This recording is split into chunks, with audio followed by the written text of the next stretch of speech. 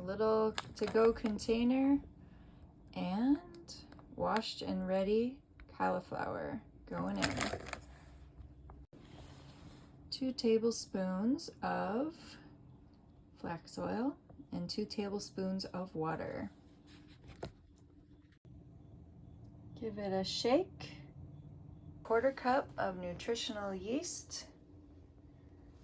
Several shakes, like 3 or more shakes of garlic to taste.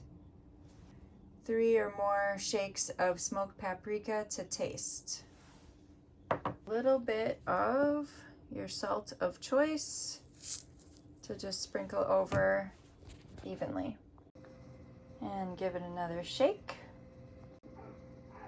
And now you've got your cheesy garlic barbecue puffs.